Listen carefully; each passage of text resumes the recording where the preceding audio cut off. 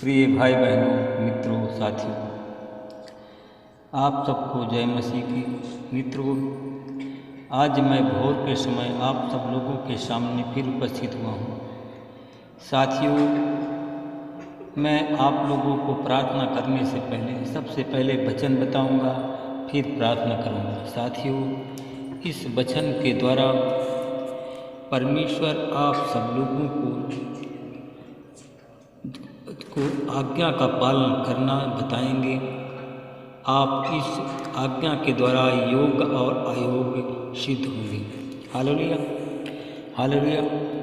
मेरे भाई और बहनों, साथियों, आज का वचन है लूका की पत्री 17 अध्याय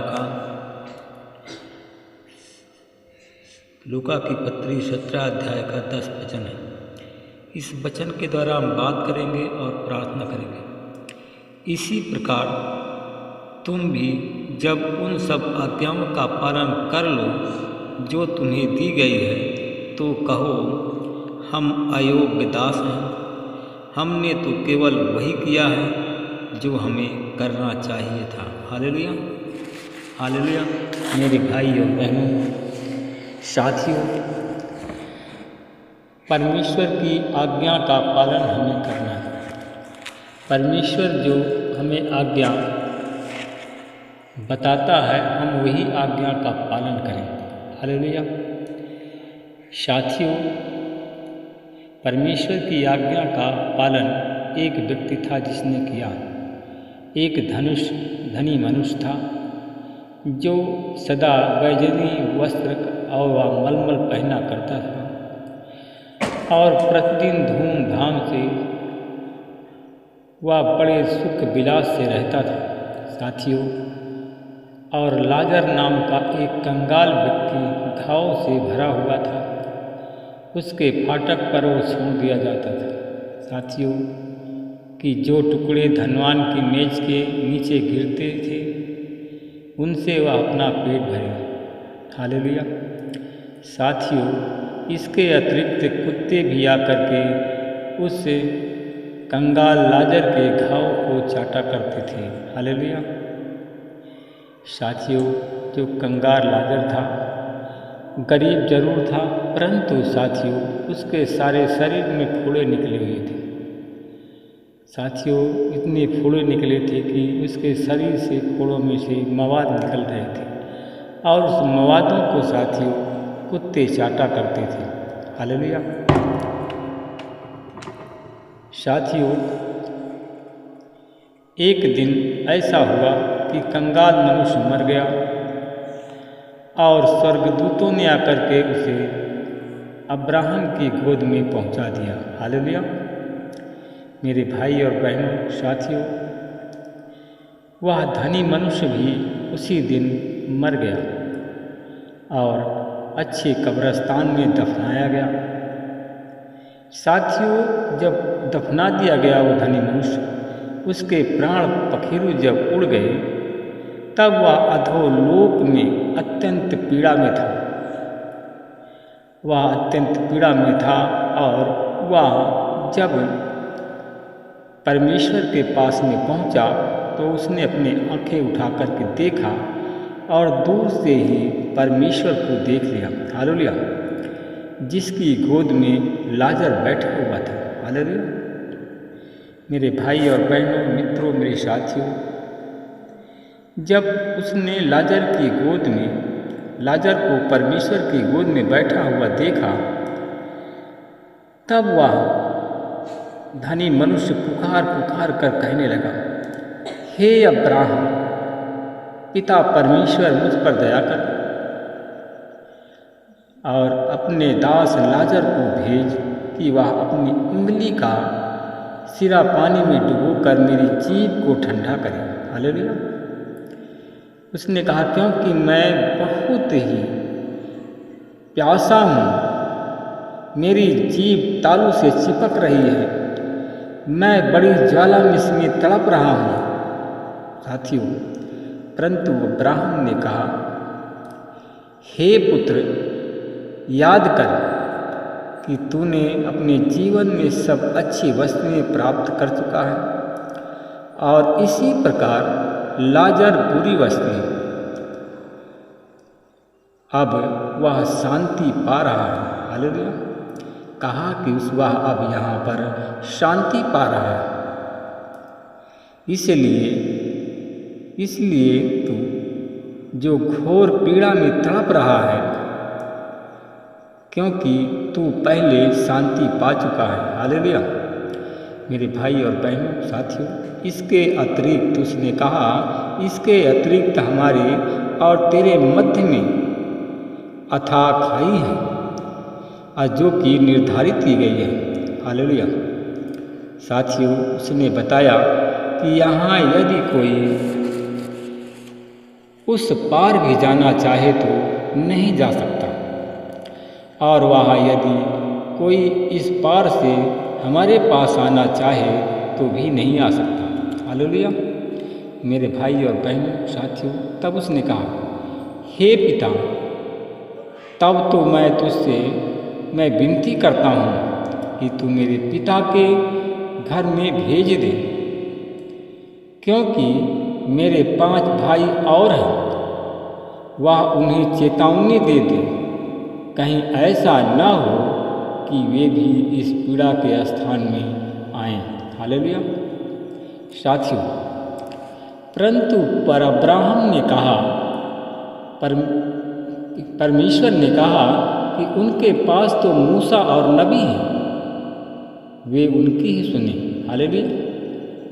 साथियों, परंतु उसने कहा कि हे पिता, अब्राहम नहीं, यदि वे मृतकों में से कोई उनके पास लौट कर जाए तो वे मन फिराएंगे।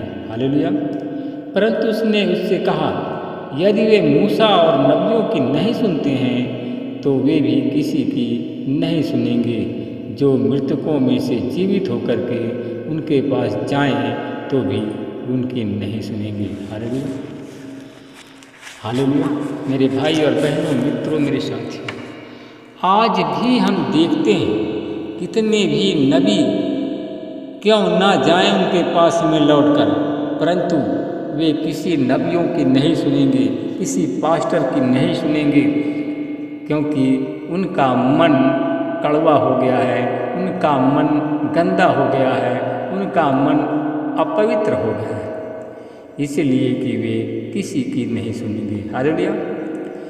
मेरे भाई और बहनों, साथियों, उसी प्रकार आज भी है। चाहे हम जितना प्रार्थना करें, चाहे जितना हम वचन भेजें, परंतु लोग उस वचन को सुनते हैं, परंतु उस वचन के अनुसार चलते नहीं हैं। हालेलुया। जब साथियों उस वचन के अनुसार नहीं चलोगे तो आपको परमेश्वर का अच्छा फल क्यों मिलेगा। हालेलुया। साथियों, आइए हम सब मिल करके प्रार्थना करें। हालेलुया, हालेलुया, हालेलुया, हालेलुया। अनुग्रहकारी दयालु पिता परमेश्वर, प्रभु यीशु मसीह, मैं आपका हृदय से धन्यवाद करता हूँ। प्रभु जी, आपके पवित्र चरणों में फिर आ गए। हे प्रभु, आपने पूरे रात भर हम सबको सुरक्षित रखा, हमारे पत्नी बच्चों को सुरक्षित रखा, इसके लिए हम आपका धन्यवाद करते हैं। प्रभु जी, हम आपसे विनती प्रार्थना करते हैं कि प्रभु जी, आपने हर एक बीमारी से बचाया, हर एक एक्सीडेंट से बचाया, शैतानों से बचाया। हम इसके लिए आपका हृदय से आभार और धन्यवाद करते हैं। प्रभु जी, हम आपसे विनती प्रार्थना करते हैं, जितने हमारे भाई बहन आज मन फिराते हैं और मन फिरा करके प्रभु आपकी ओर लौटते हैं, तो प्रभु जी उनके पापों को क्षमा करें, उनके पाप स्मरण न किए जाएं। जितने हमारे भाई बहन अपने मन को फिराकर प्रभु आपकी ओर लौटते हैं, अगर यीशु मसीह के नाम से वो बीमार हैं तो यीशु मसीह तेरे नाम से वो चंगे हो जाए। महिमा प्रभु आपको मिले। मैं धन्यवाद करता हूँ।